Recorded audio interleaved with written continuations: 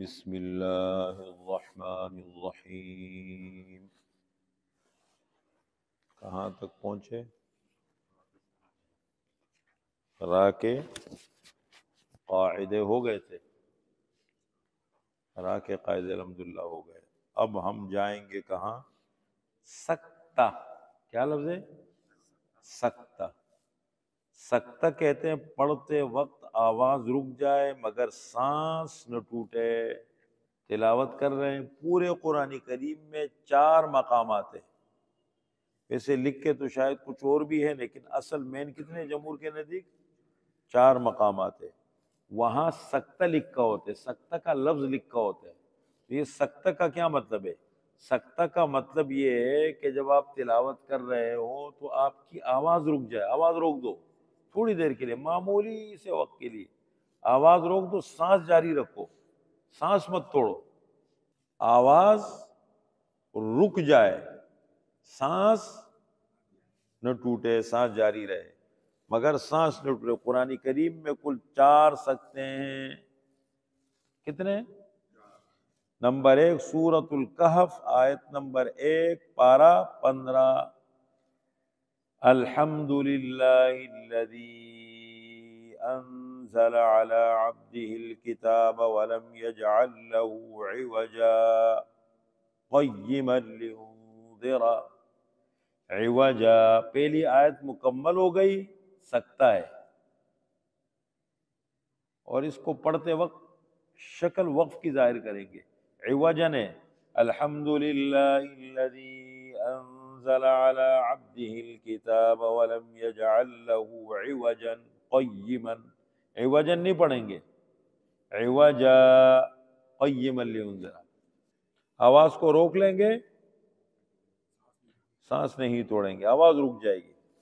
الحمد للہ الذی انزل علی عبده الکتاب ولم یجعل له عوجا قیما لینذر.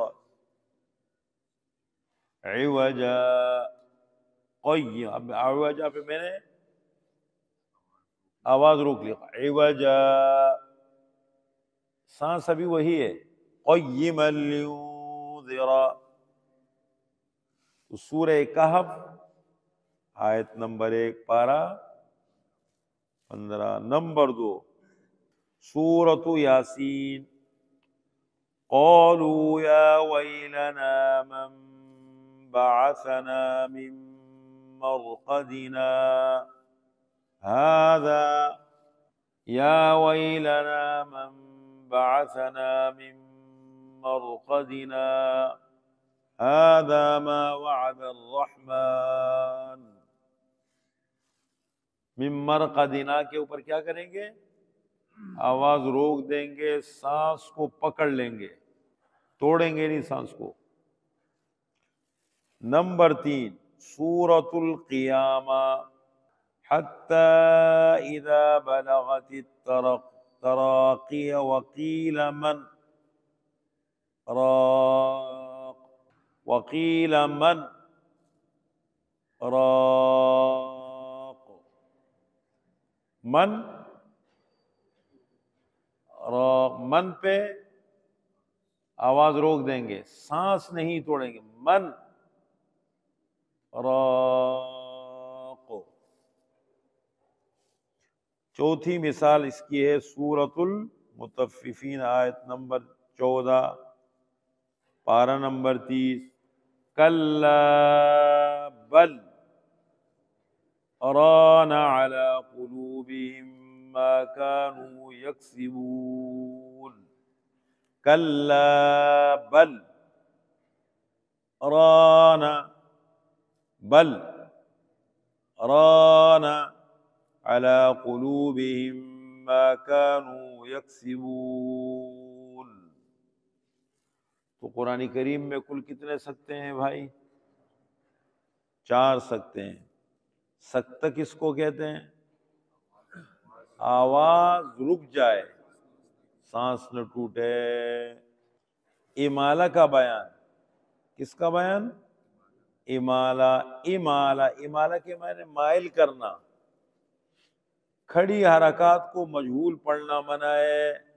با کھڑا زبر با، با کھڑی زیر بی، با الٹا پیش بو، با بی بو. را کھڑا زبر را، را کھڑی زیر ری، را الٹا پیش رو، را ری رو. اب کھڑی حرکات کو مجہول کس کو ہے؟ را، رے، رو، یہ مجہول ہو جائے گا. را، رے، رو مجہول ہے نا. تو کھڑی حرکات کو مجہول پڑھنا منع ہے، لیکن پورے قرآن کریم میں روایت حفص میں ایک جگہ سورۃ ہود آیت نمبر 41 پارہ 12 میں ایسی ہے کہ را کو مجہول پڑھتے ہیں. اس کو امالہ کہتے ہیں. کیا کہتے ہیں؟ امالہ.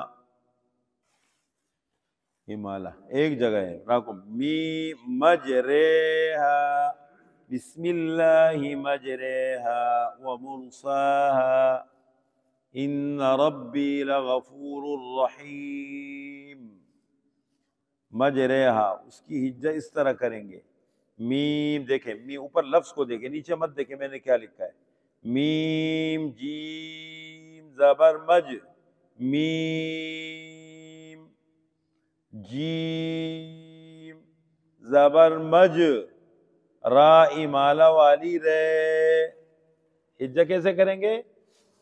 را امالہ والی رے، ہا الف زبر ہا، مج رے ہا، مج رے ہا. تو یہ ہے آپ کے وہ قواعد جو کون سی تختی سے متعلق ہے؟ تختی نمبر 12 انت کی تختی سے متعلق کچھ قواعد تھے جو ہم نے آپ کے سامنے پیش کر دیے. اچھا، یہ جو تختی نمبر 12 ہے انت کی تختی، یہ کس کی مشق ہے؟ 8 بنیادی تختیوں میں سے کس کی مشق ہے؟ جزم اور سکون کی مشق ہے. جزم اور سکون کی تختی آپ نے پڑھی، اس کی مشق ہے انت کی تختی میں. اب اس میں جو متعلقہ قواعد تھے وہ سارے ہم نے نون ساکن تنوین کے قاعدے بھی آپ کو بتا دیے، بڑے سکون سے بتائے.